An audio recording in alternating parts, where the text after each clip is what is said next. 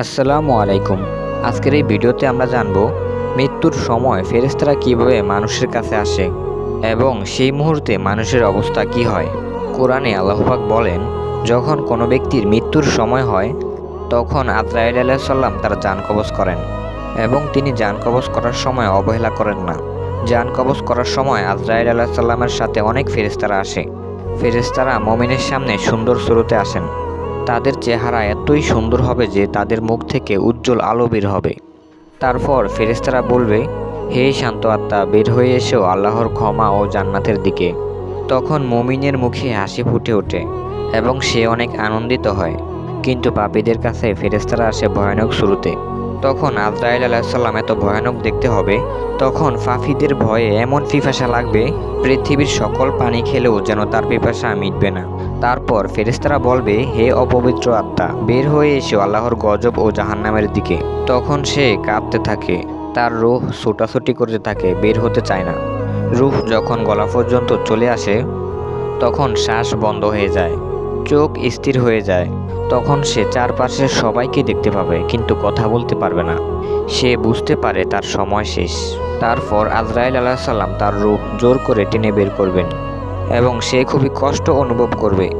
দুনিয়ার সকল দুঃখ কষ্টের চেয়েও মৃত্যুর কষ্ট অনেক বেশি।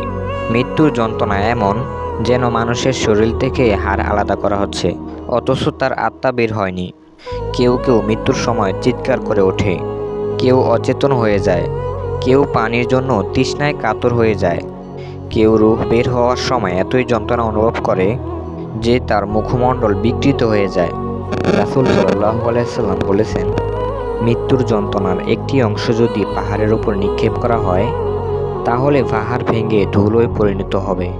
আল্লাহ পাক কোরআনে বলেন, প্রত্যেক প্রাণীকে মৃত্যুর স্বাদ গ্রহণ করতে হবে। মৃত্যু থেকে কেউ বাঁচতে পারবে না।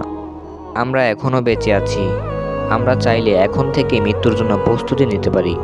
আমরা দুনিয়ার জন্য কত কিছু করছি, কত পরিকল্পনা করে রেখেছি, কিন্তু হঠাৎ মৃত্যু চলে আসতে পারে। রাসূল সাল্লাল্লাহু আলাইহি সাল্লাম বলেন, তোমরা মৃত্যুর কথা বেশি বেশি স্মরণ করো, কারণ মৃত্যু সব আনন্দকে নষ্ট করে দেয়। আল্লাহর কাছে সবসময় দোয়া করবেন যেন আল্লাহ পাক মৃত্যুর যন্ত্রণা কমিয়ে দেয়। রাসূল সাল্লাল্লাহু আলাইহি সাল্লাম প্রতিদিন এই দোয়াটি করতেন, হে আল্লাহ, আমাদের জন্য মৃত্যুর যন্ত্রণা সহজ করে দিন। রাসূল বলেন, যে ব্যক্তি প্রতিদিন লা ইলাহা ইল্লাল্লাহ বলে তার জন্য মৃত্যু সহজ হয়ে যায়। আসল কথা হলো, যার ঈমান যতই মজবুত তার মৃত্যু ততই সহজে হবে। মৃত্যু খুব ভয়ানক জিনিস, তাই মৃত্যুর জন্য সর্বদা প্রস্তুত থাকবেন। দেখতে তো পাচ্ছেন আপনার আশেপাশে কত মানুষ মারা যাচ্ছে। আপনার একদিন মৃত্যুর সময় চলে আসবে। ভালো লাগলে একটি লাইক দিবেন এবং এরকম ইসলামিক ভিডিও পেতে চ্যানেলটি সাবস্ক্রাইব করে রাখুন। পরবর্তী ভিডিওতে আবার দেখা হবে ইনশাআল্লাহ।